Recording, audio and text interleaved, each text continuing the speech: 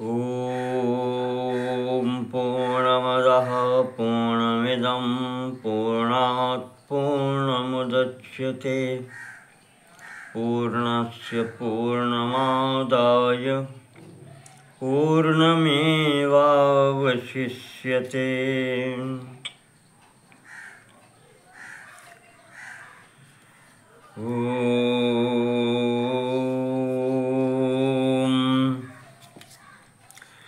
प्रलयपयसि धातुः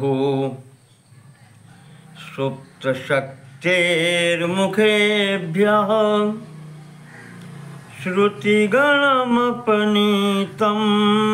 प्रत्युपादत्तहत्वा दितिजमकथयद् यो ब्रह्म सत्यव्रतानां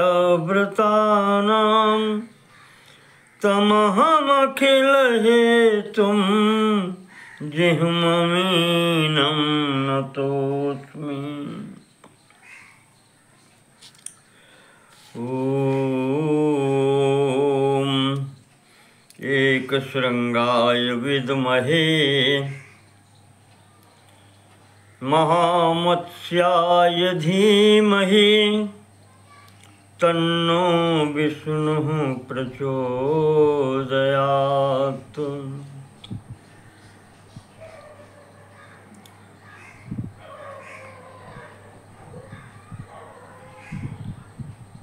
मत्स्यः पुनातु जगदोङ्कृतिकुञ्चितास्यो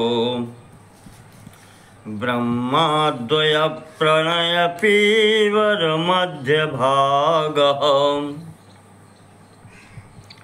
क्रीडन्नसौ जलधि वीचिभिरेव नेति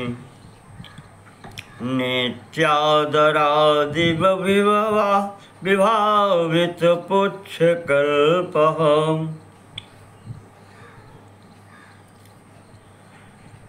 देव्या श्रुतेर्दनुजदूर्णयदूषितायां भूयः समुद्गमविधावलम्ब भूमिः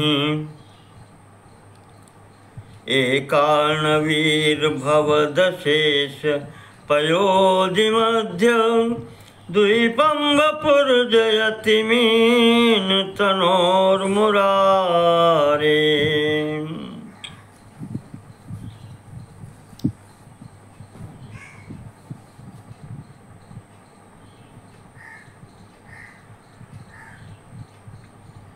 दिश्याद् वः शकुलाकृतिः स भगवान् नैश्रेयसीं सम्पदं यस्य स्फुरत्तुच्छपुच्छशिखरप्रङ्खोलनक्रीडनैः विश्वगवार्धिसमुच्छलज्जलभरैर्मन्दाकिनी गङ्गासागरसङ्गमप्रणयिनी जाता विहारस्थली। पान्तु त्रीणि जगन्ति पार्श्वकषण प्रक्षुण्णजिङ्मण्डलो नैकाब्धिस्त्रिमितोदरः स भगवान् क्रीडाझषः केशवः त्वङ्गन्निष्ठुरप्रक्षरोमखचितं ब्रह्माण्डभाण्डावधेर्यस्योत्फालकुतूहलेन कथमप्यङ्गेषु जीर्णायतम्। ॐ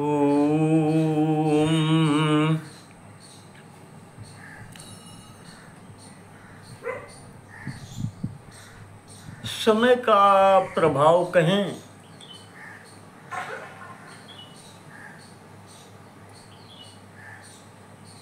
और तत्पश्चात उससे प्रभावित इस मानव की बुद्धि कहें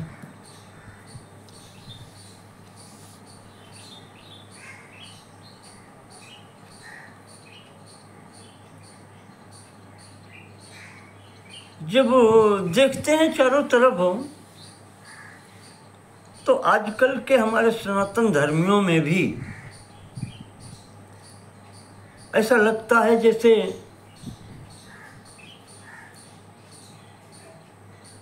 श्रद्धा की कमी है।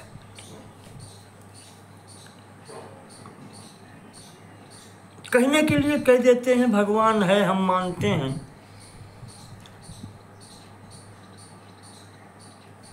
और हमें किसी के प्रमाण पत्र की आवश्यकता नहीं, हम हिंदू हैं, सनातनी हैं, पर करते हैं अपने मन का मनमाना आचरण।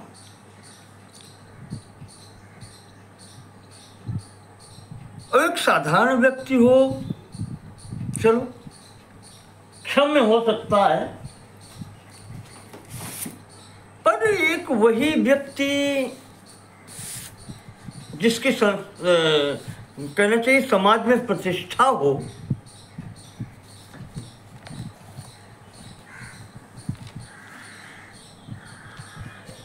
जिसे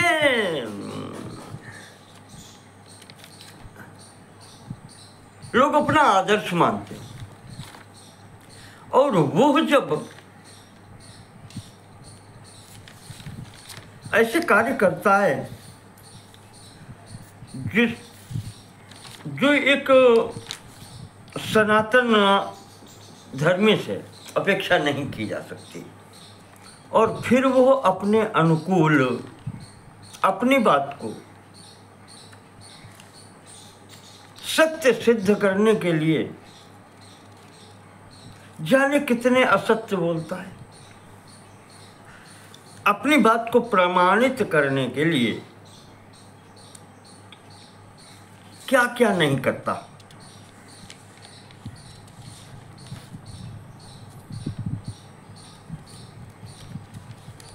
हमें याद आता है देवी भागवत के अंतिम प्रसंग में, जहाँ पर गौतम जी ने उनको गौ हत्या का आरोप लगा करके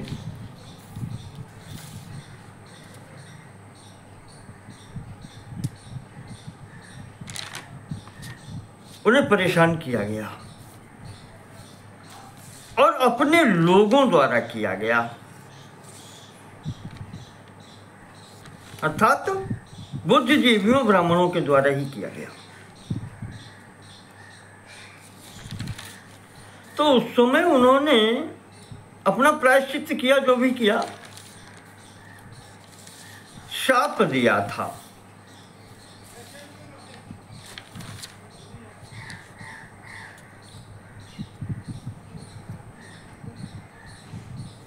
कि जो इस प्रकार के आचरण वाले हैं वो फिर कलयुग में ही उत्पन्न होंगे।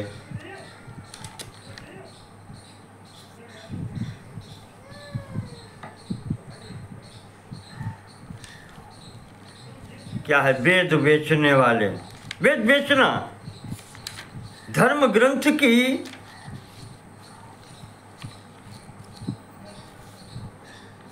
कहना चाहिए कि व्याख्या श्रोता के मन के अनुरूप करने वाला हो जाएगा, इसी को वेद बेचना कहते हैं।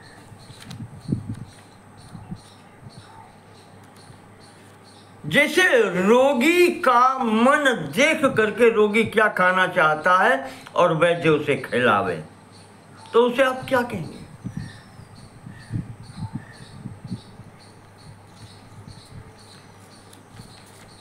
ठीक ऐसे ही यहाँ उपदेशक भी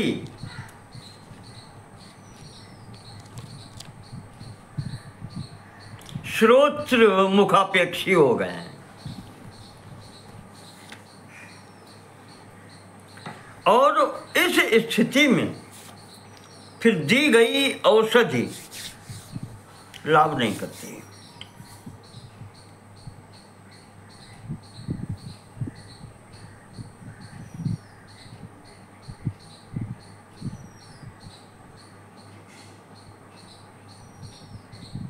जैसे नारद जी ने कहा भगवान से कि जय विधि नाथ होई हित मोरा, करहु सो बेगी दास मैं तोरा। तो भगवान नारायण ने क्या उत्तर दिया कि जय विधि होई ही परम हित, हित नहीं परम हित, नारद सुनहु तुम्हारो। जय विधि होई ही परम हित, नारद सुनहु तुम्हारो। सोई करब हम न आन कछु, मैं वही करूँगा वचन नम्रता हमार। सोई करब हम न आन किछु, वचन नम्रता हमार। परम हित होगा तुम्हारा वो कार्य करेंगे। अब ये आवश्यक नहीं है कि सब कुछ तुम्हारे मन का हो, पर होगा परम हित। तो वैसे ही यहाँ पर है, करना तो उपदेशक भी हित चाहता है, पर कहीं न कहीं समय का प्रभाव उसके ऊपर भी हो जाता है, तो वो अपनी स्थिति से डामाडोल हो जाता है। क्योंकि वो उपदेशक भी तो इसी समाज से आता है।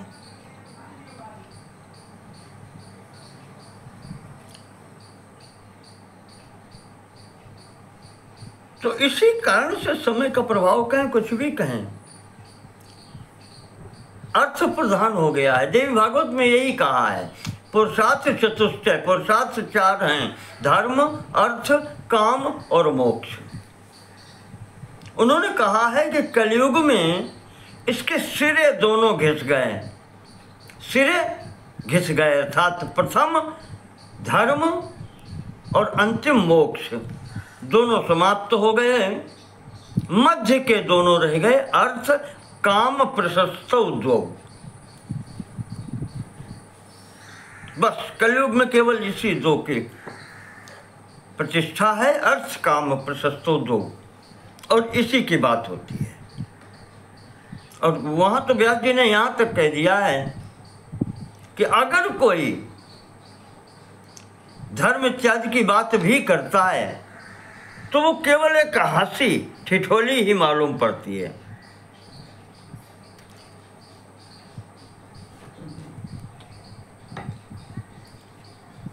तो चाहे ये कह लें इस समय का प्रभाव, कलयुग का प्रभाव, इसलिए श्रद्धा कम हो गई है। तो इसी के लिए कहा है कि इसका सुधार कैसे हो।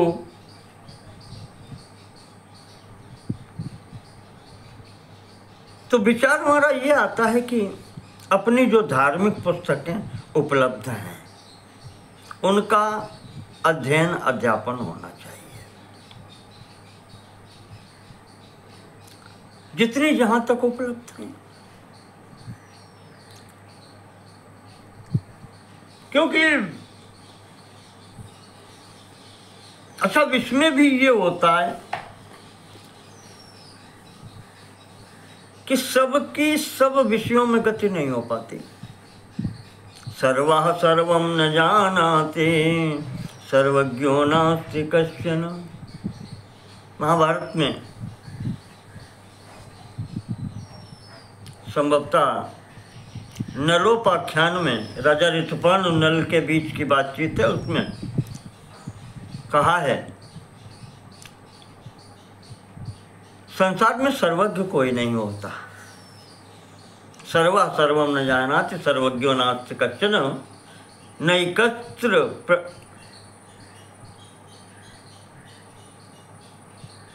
सभी विद्याएं एक स्थान पर नहीं होती। एक व्यक्ति के पास सब विद्याएं नहीं है। नैकत्र परिनिष्ठास्ते ऐसे करके आया है वहां पर। तो समय के विपत्ति के मारे राजा ऋतुपर्ण का रथ हाँक रहे थे राजा नल वेश छुपा करके। तो वहां पर दोनों के पास एक एक विद्या थी।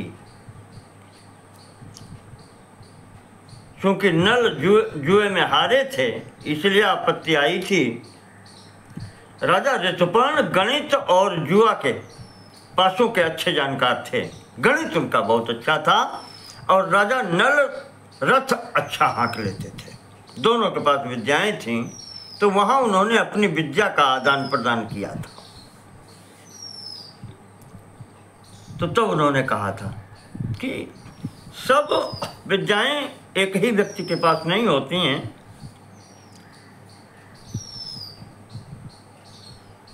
तो ऐसी स्थिति में पढ़ा लिखा, अब तो शिक्षा की तो कमी नहीं है, पढ़े लिखे होने के नाते हमारा कर्तव्य है कि हम अपने सनातन ग्रंथों को पढ़ें। और इन सनातन ग्रंथों में सबसे सरलतम ग्रंथ जो है वो पुराण है।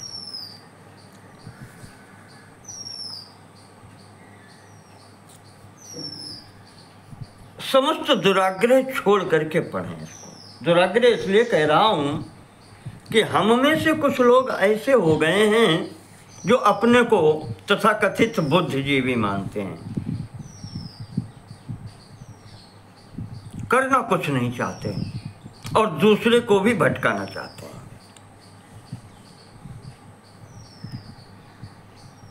और फिर कहेंगे कि हम सब कुछ जानते हैं।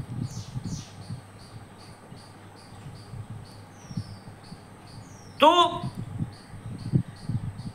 अज्ञानी होना अच्छा है। मुझे ध्यान है योग वासिष्ठ में वशिष्ठ जी ने कहा है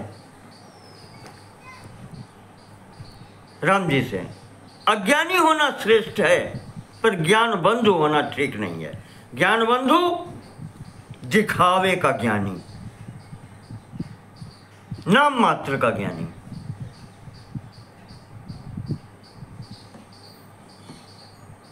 उसकी कोई स्थिति नहीं होती।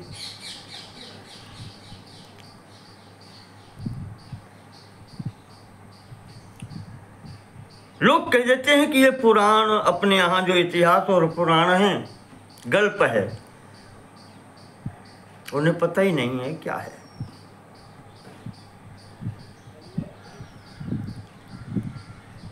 पुराण शब्द की परिभाषा ही ये दी गई है, पुरा परंपराम भक्ति पुराणम तेन वै स्मृतम। जो पूर्व परंपरा का वर्णन करे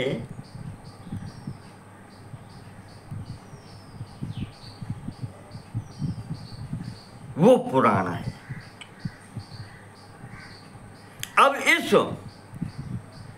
पूर्व परंपरा,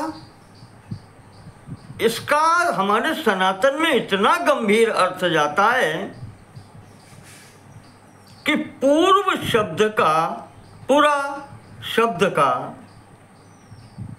तात्पर्य सृष्टि से पूरा, सृष्टि से भी पूर्व, जब सृष्टि नहीं हुई थी उससे भी पूर्व, उससे पूर्व सृष्टि की परंपरा का वर्णन होता है।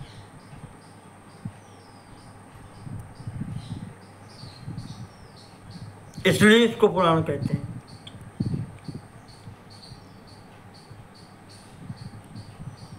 निरुक्त में परिभाषा दी है पुरा नवम पुराणम।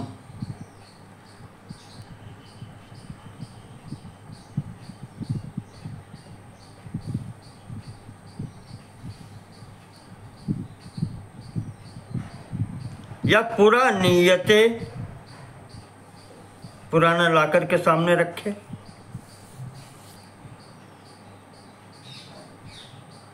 पुराणम।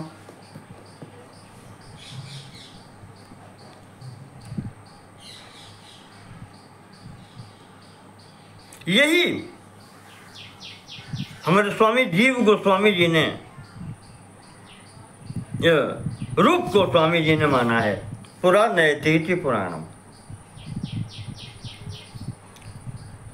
पुरा, पुरा विद्या, हमारी प्राचीन विद्या जो है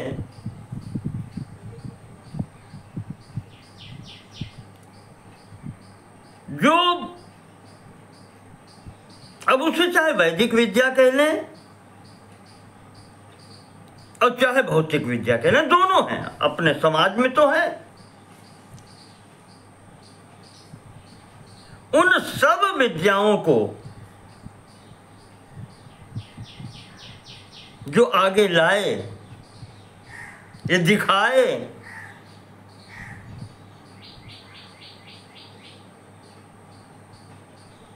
वही पुराण है।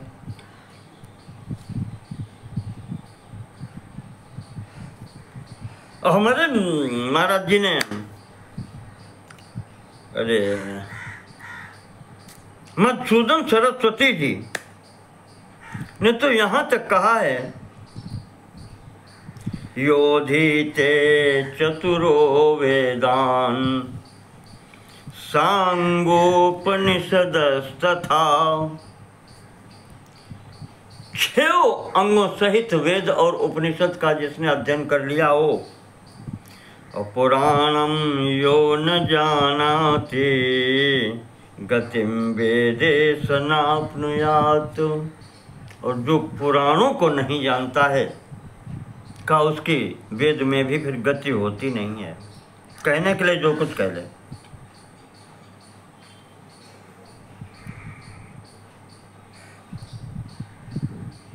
यन्न वेदेषु विज्ञातम् यन्न बुद्धं स्मृतिष्वपि तत्सर्वं गूढ़विज्ञानं पुराणेष्वनुभूयते।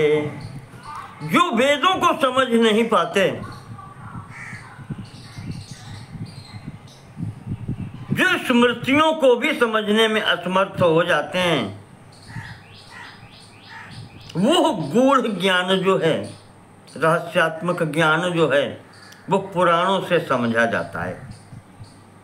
उनका अनुभव पुराणों से किया जाता है। नारद जी ने अपने नारद पुराण में भी यही बात ठीक कही है कि यन्न दृष्टम हि वेदेषु तत्सर्वं लक्ष्यते स्मृतौ।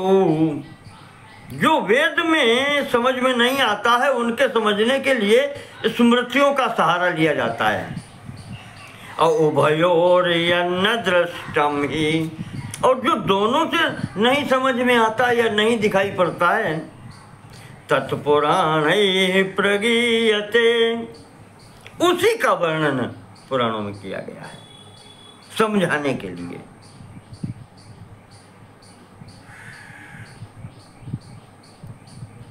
और कहते हैं ये ऐसा नहीं है कि कहीं से अपने आप आ गया हो, लोगों की कपोल कल्पना हो, ऐसा नहीं है।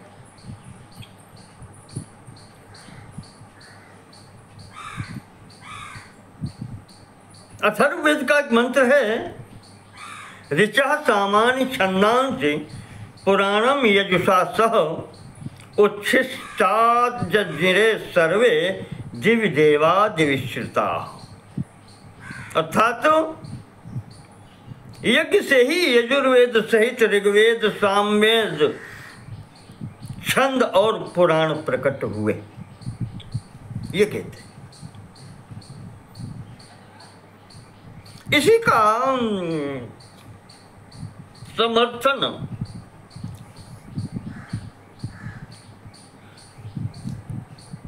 महर्षि वात्स्यायन ने न्याय दर्शन का भाष्य लिखते समय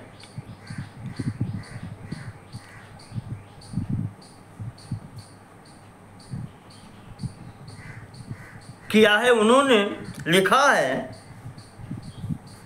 न्याय दर्शन के सूत्र 4:1-62, चतुर्थ अध्याय क्या है, प्रथम पाद का 62वां सूत्र, समारोपणाद आत्मन्य प्रतिषेधा। उसके भाष्य में लिखा है,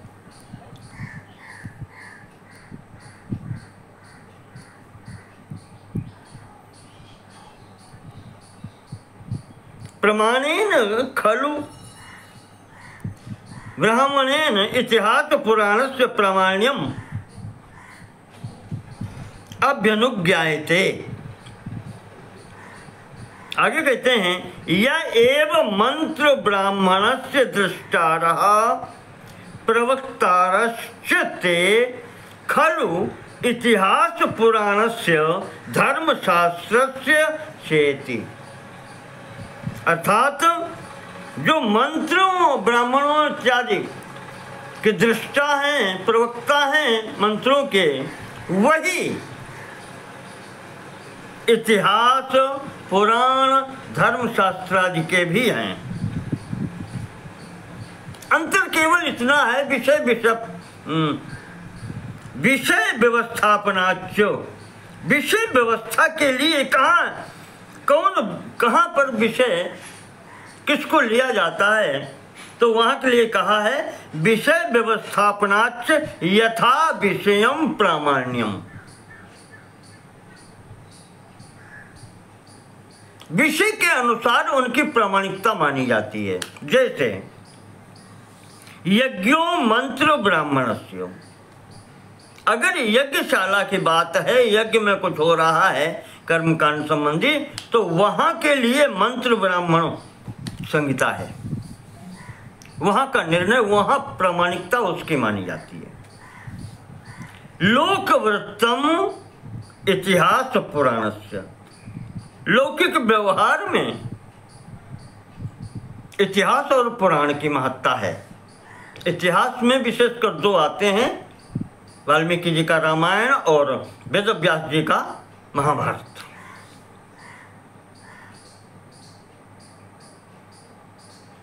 आपको याद होगा, इसीलिए महाभारत को पंचम वेद भी कहते हैं। क्यों? ये सब उसी का भाग है। तो कहते हैं लोकवृत्तम इतिहास पुराणस्य, और लोक व्यवहार व्यवस्थापनम धर्मशास्त्र से विषय।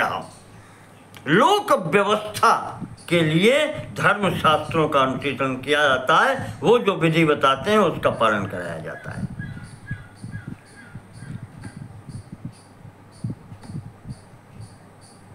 तो इसके कारण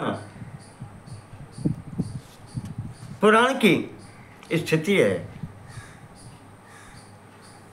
एक पुराण है मत्स्य महापुराण, इसी क्रम में श्रीमद् भागवत के उसमें आया है, इसमें 14,000 श्लोक हैं, लगभग 291 के अध्याय लगभग हैं उसमें। उसके तीसरे अध्याय में ही आया है, मत्स्य भगवान ने राजा मनु को बताया है। वहां पर उन्होंने कहा है कि तपस्याचार प्रथमम अमराणाम पितामह, पितामह ने जो प्रथम तपस्या की थी, लोक पितामह ब्रह्मा जी, आविर्भूतास्ततो वेदा सांगोपांग पदक्रमा, तो उन्हें वेद की प्राप्ति हुई थी।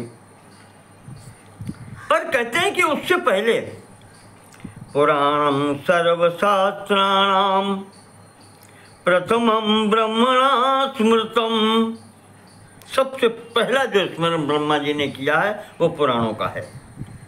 नित्यम शब्दमयम पुण्यम शतकोटि प्रविस्तरम, 100 करोड़ के विस्तार वाला ये पुराण संहिता है।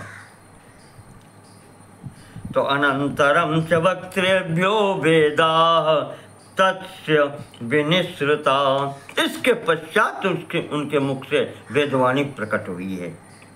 मीमांसा न्याय विद्या प्रमाणाष्टक संयुता, 6 शास्त्र और फिर ये वेदांग जो कहे जाते हैं, ये सब उत्पत्ति उसके बाद में हुई। तो इस प्रकार से मैंने कहा कि हम लोग पढ़े लिखे हैं, तो हमें अपने धर्म के संबंध में, अपने सनातनी होने के संबंध में इन पुस्तकों का अध्ययन होना चाहिए। छोटे छोटे जिनके पंथ हैं, अभी अभी आए हैं, जाने कितने तो समाप्त हो गए, पर अभी एक दो जो चल रहे हैं का 4-5 होंगे, इससे ज़्यादा क्या कहें। तो जिनके एक पुस्तक और एक भगवान है, एक ही संत है, तो वो आते हैं जाते हैं, पर जो अपना जिसको धर्म कहते हैं वो सनातन है। इसमें कोई आए कोई जाए अंतर नहीं पड़ता। ये किसी एक पर आश्रित नहीं है, ये स्वयं ही सबका आश्रय है, सबको आश्रय देने वाला ये हमारा सनातन धर्म है।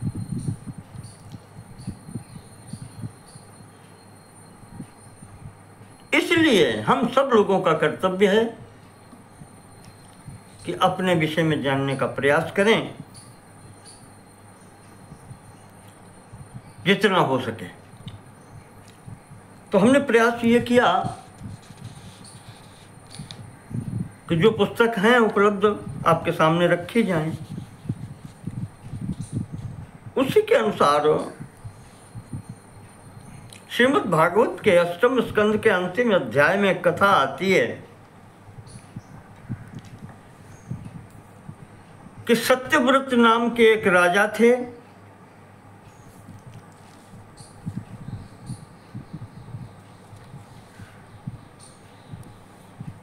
आसीद अतीत कल्पांते, पुराने कल्प की बात है। एक सत्यव्रत नाम के राजा हुए। ये जो वर्तमान कल्प ब्रह्मा जी का चल रहा है, 12 कल्प, इससे पहले ब्रह्मकल्प की बात है। उसमें एक राजा हुए हैं,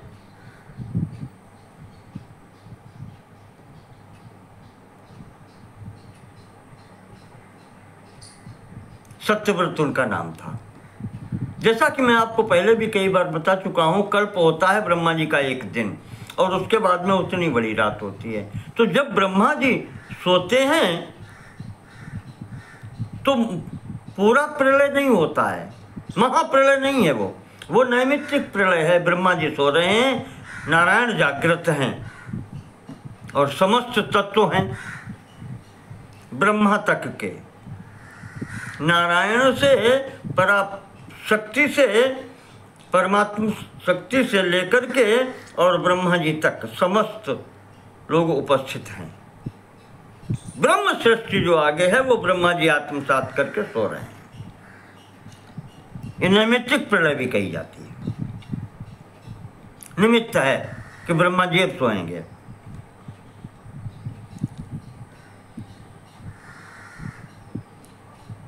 तो पिछले कल्प में, ब्रह्म कल्प में अंतिम भाग में एक दिन महाराज सत्यव्रत भगवान का चिंतन कर रहे थे। कृतमाला नदी है दक्षिण भारत की, उसके किनारे बैठे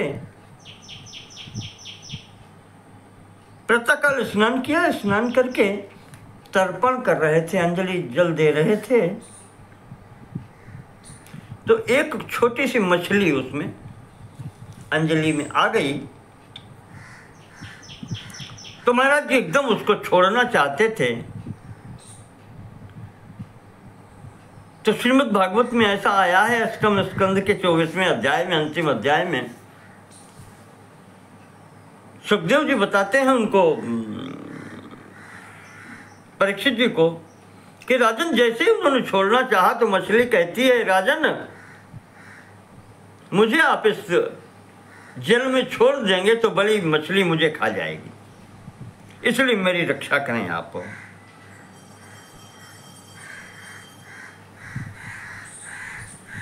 जब ये उसने कहा तो राजा ने अपने कमंडल में उसको रख लिया रक्षा के लिए। महाराज जी पूजन करके उठे, देखा वो मछली कमंडल में समा नहीं रही थी, अब वो बड़ी दिखाई पड़ने लगी। तो ले गए, एक बड़े घड़े में रखा घर पर, उसमें नहीं आई तो आगे बढ़ करके फिर अपने जो महल के पास में अपना तालाब था उसमें छुड़वा दिया। अब वहां वो इतनी बड़ी हो गई है, वो तालाब में नहीं आती।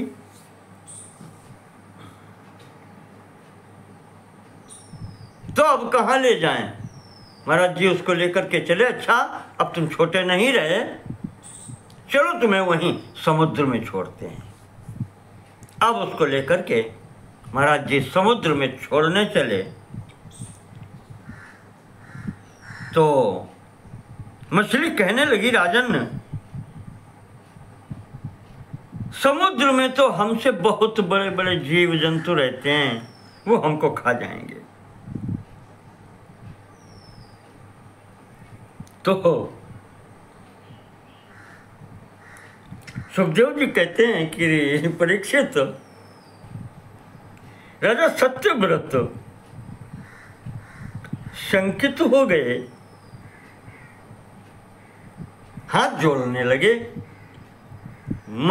मत्स्य रूपधारी बड़ी मछली के सामने हाथ जोड़ के खड़े हैं, कहते हैं भगवान ये बताओ कि पहले कि आप हैं कौन? आप ये तो आपका रूप है, मैंने कोई जीव ऐसा नहीं देखा जो एक दिन में अंजलि भर से और इतना बड़ा स्वरूप हो जाए। इतनी जल्दी बढ़ने वाला जीव मैंने आज जीवन में नहीं देखा। को भवान असमान मत्स्य रूपेण मोहयन। वास्तविकता बताओ आप हैं कौन जो मछली का रूप बना करके हमें मोहित कर रहे हैं? कोई भी जीव संसार में ऐसा नहीं है जो एक दिन में छोटे से लेकर के और 100 योजन का विस्तार कर जाए। ऐसा मैंने आज तक न देखा न सुना। और महाराज जी की बुद्धि शुद्ध है, कहते हैं कि प्रभु हमें लगता है नूनम त्वं भगवान साक्षात हरिर्नारायणो व्ययः। इस सर्वत्र समदृष्टा लोगों की दृष्टि है।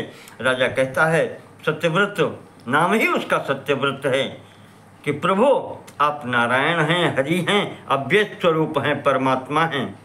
अनुग्रहाय भूतानाम धत्से रूपम जलौकसाम।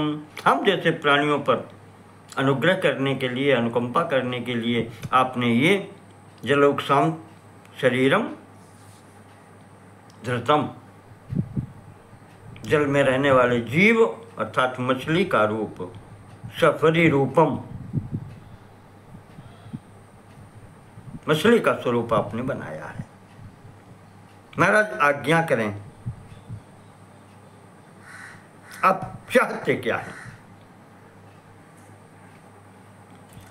तो सुखदेव जी कहते हैं कि मत्स्य रूपधारी भगवान ने उस समय कहा कि राजन तुम सत्य कहते हो, अच्छे राजा हो, धर्मात्मा धर्मशील राजा हो, तुम्हारे कल्याण के लिए एक बात बताता हूँ। आज से 7वें दिन प्रलय होने वाली है। नैमित्तिक प्रलय होगी, तीनों लोक प्रलय के जल में, ब्रह्म सृष्टि जितनी है वो लीन हो जाएगी जल में। तो राजन एक काम करो, तुम मेरे भक्त हो, एक नाव तैयार करके उस पर समस्त प्राणियों के सूक्ष्म शरीर, सप्तर्षि, समस्त धान्यों के बीज, जो सांसारिक स्थिति में आवश्यकता होती है, ये सब रख लेना और स्वयं भी उसमें बैठना। सही समय होगा, जैसे ही समुद्र बढ़ेगा, पृथ्वी जल में मग्न होगी, मैं इसी स्वरूप में आऊंगा। वासुकी नाग भी हो गए साथ में। वासुकी नाग की सहायता से मेरे सींग में, मेरे पंख में अपनी नाव बांध लेना। अहम त्वाम ऋषि साकम, तो तब ऋषियों के सहित उस नाव में सहनाव मुदनवते, नाव में जो भी लोग हैं उनके सहित मैं आपको विकर्षण विचरिष्यामि, उस प्रलय के महासागर में खींचता हुआ वहां पर विचरण करूंगा। यावत ब्राह्मी निशा प्रभो, जब तक ब्रह्मा जी की रात्रि समाप्त नहीं होती तो मैं तुम्हारी रक्षा करूंगा और वो नाव लेकर के मैं तुम्हारे साथ आऊंगा। आज्ञा देकर के भगवान अंतर्ध्यान होते हैं। स्थिति ऐसी बनी, समय आने पर सत्यव्रत ने वही नाव बनवाई, ये सब करके प्रलय हुई, भगवान मत्स्य स्वरूप में आ गए। तो वासुकी नाग की सहायता से नाव भगवान के श्रृंग में बांधी गई और ब्राह्मी निशा है उसमें विचरण कर रहे हैं भगवान राजा सत्यव्रत की नाव को लेकर के। तो वहाँ विचरण करते हुए राजा सत्यव्रत ने जो पूछा है, भगवान ने जो उपदेश दिया है, वही मत्स्य पुराण का मूल विषय है। यही राजा सत्यव्रत वर्तमान में जो वैवस्वत मनवंतर है, श्राद्ध देव महाराज के रूप में आए। तो ये इनका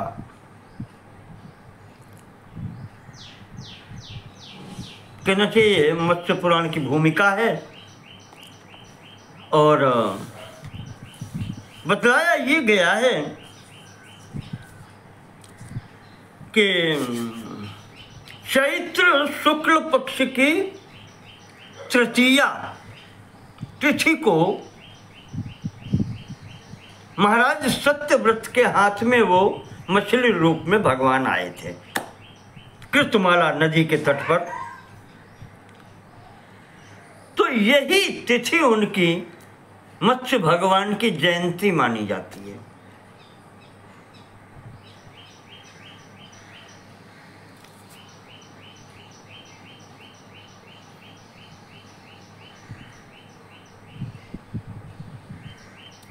और मार्गशीर्ष महीने के शुक्ल पक्ष की द्वादशी को मत्स्य द्वादशी पंचांग में दिया जाता है। विशेष पूजन महापुरुषों ने मत्स्य द्वादशी में बताया है। तो ये दोनों तिथियां हैं। दोनों तिथियों में उपवास इत्यादि करके भगवान के अच्छा विग्रह बना करके इनका पूजन दान इत्यादि भगवान की आराधना विशेष रूप से करनी चाहिए।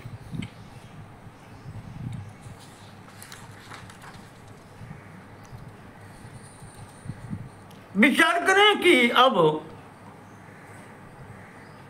देखें हमारे यहाँ पुराणों में सब कुछ है। वेद बहुत कठिन है, समझ में आना कठिन हो जाता है। उसके बाद में स्मृतियों में भी उलझन होती है, पर पुराण की भाषा इतनी सरल है कि वो सबके समझ में आती है। यदि वक्ता समझता हो और वो दुरूह न करे विषय को, तो वो सबको फिर समझ में आता है। और इनके जो पुराणों का अध्ययन जो करता है, कहते हैं कि फिर कोई ऐसी वस्तु नहीं है जो इन पुराणों में न दी हुई हो। मुझे याद आता है जैसे मत्स्य पुराण में भी बहुत से विषय हैं, मैं अभी आपको बतलाऊंगा। अग्नि पुराण में हम तो उसको विश्वकोश कहेंगे छोटा मोटा, कोई ऐसा विषय नहीं है। व्याकरण, छंद, ज्योतिष और जो 6 अंग कहे गए हैं, शिक्षा, कल्प, निरुक्त, सब कुछ उसमें है। राजनीति, धर्मशास्त्र, अर्थशास्त्र, आयुर्वेद, सब कुछ है उसमें। कोई ऐसा विषय नहीं छूटता हो। इसी प्रकार से देखें आप तो नारद पुराण के संभवतः पूर्व भाग में, पूर्व भाग उत्तर भाग दो हैं, पूर्व भाग में ज्योतिष का 3-4 अध्यायों में बहुत विशद वर्णन है। गणित,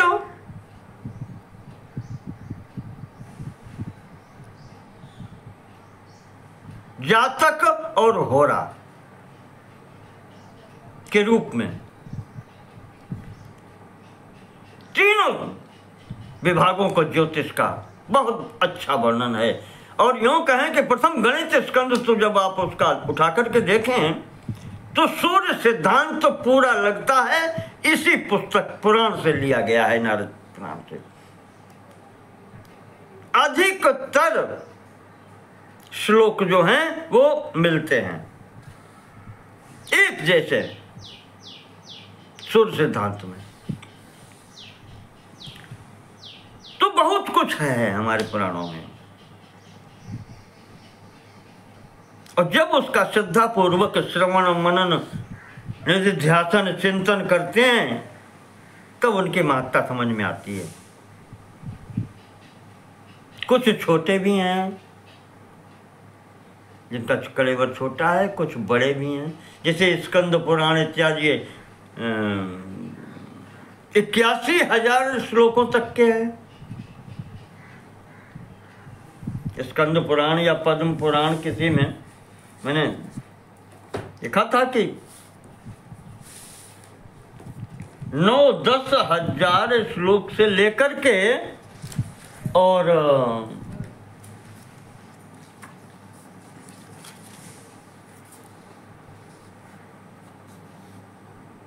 जो संख्या आती है सबसे कम जहां है मार्कंडेय पुराण में 9,000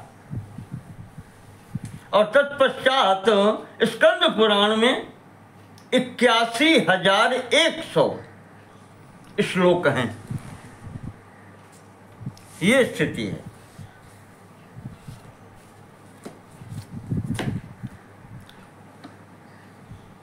तो बहुत कुछ है।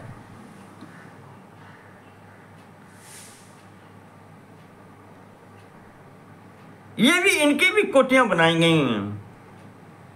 पुराण, महापुराण,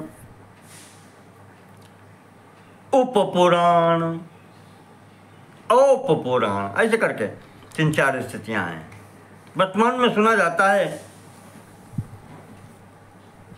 कि 55 के लगभग पुराण नाम के उपलब्ध हैं। वैसे मुख्य अपने यहाँ 18 पुराण माने जाते हैं। उसी का एक पुराण है मत्स्य पुराण, जिसको मैंने बताया 14,000 श्लोक हैं।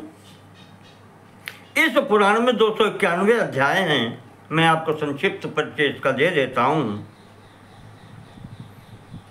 जो लगभग सब पुराणों में है वही यहाँ भी वर्णन है। पुराण तो कहा ही उसको जाता है, सर्गश्च प्रतिसर्गश्च वंशो मनवंतराणि च वंशानुचरितम चैव पुराणम पंचलक्षणम।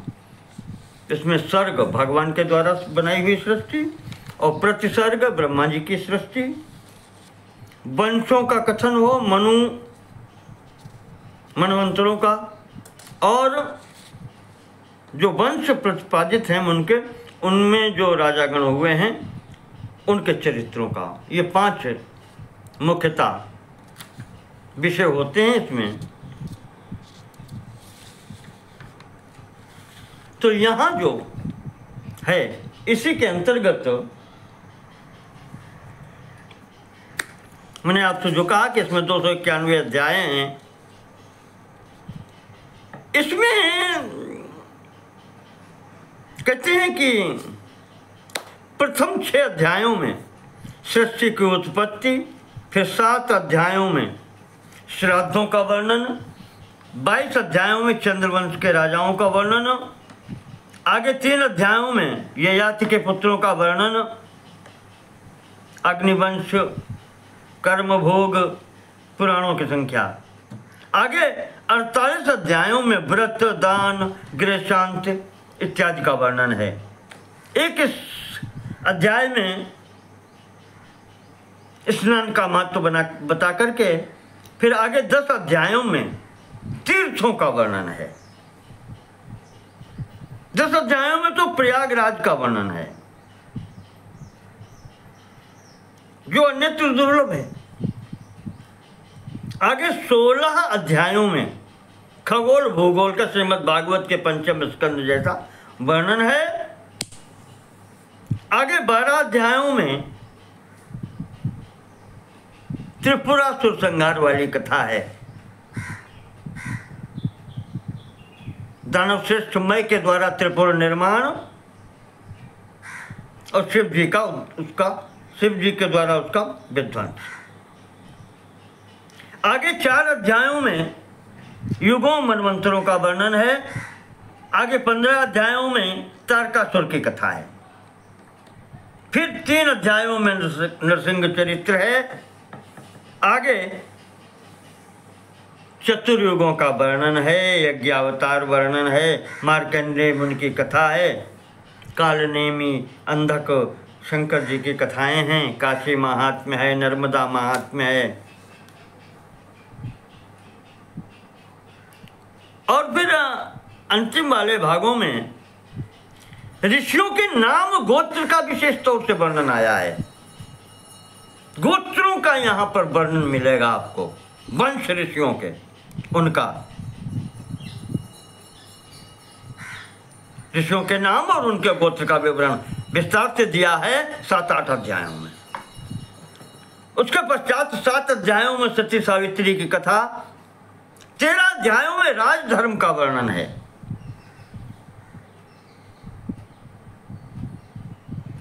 इसके पश्चात शांति विधान, यात्रा का समय, अंगों के स्फुरण का फल, ये फलित ज्योतिष का मान लीजिए वो वर्णन है। 52 अवतार की कथा, 12 अवतार की कथा, समुद्र मंथन, और ये महल, घर, मंदिर ये सब बनाने की उसका वास्तु विद्या का भी वर्णन है। 13 अध्यायों में देव मंदिरों का निर्माण, देव प्रतिष्ठा और अंततः कलयुग के राजाओं का वर्णन है।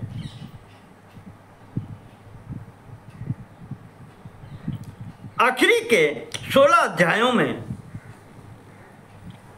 दान का विवरण, महादान के संबंध में बतलाया गया है। एक अध्याय में,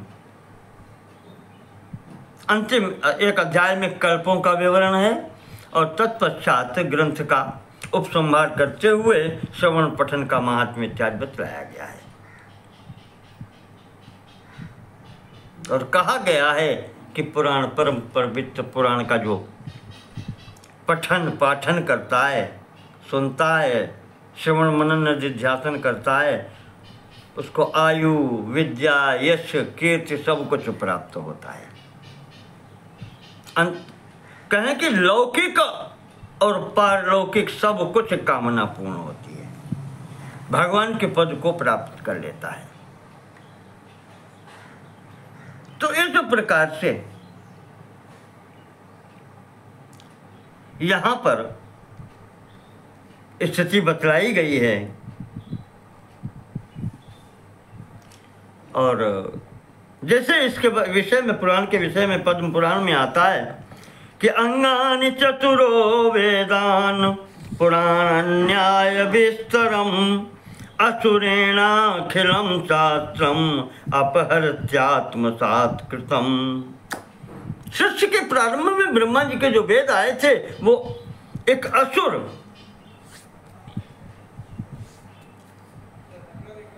ले गया था, ब्रह्मा जी के छीन करके। उसको मारने के लिए मत्स्य रूपेणा जहार कल्पादौ उदकानवे। कल्प के प्रारंभ में, वर्तमान कल्प के प्रारंभ में मत्स्य रूप धारण करके भगवान ने उस दैत्य को मार करके अशेष में तदब्रवीदुदकांतर्गतो विभूम, इस पुराण का वाचन किया है राजा सत्यव्रत के सामने उस प्रलय के समय, प्रलयकालीन महासागर में। तो वो इसका वर्ण विषय है। तो इस प्रकार से हमने आपको उपक्रम के रूप में, भूमिका के रूप में यथाशक्ति इस पुराण का परिचय दिया। भगवान की कृपा रही तो पढ़ने का प्रयास करेंगे। नमो नमः सर्वेषां कृते धन्यवादाः। कृपा बनाए रखेंगे तो जो हो सकता है वो भगवान कराएंगे, वो करते रहेंगे।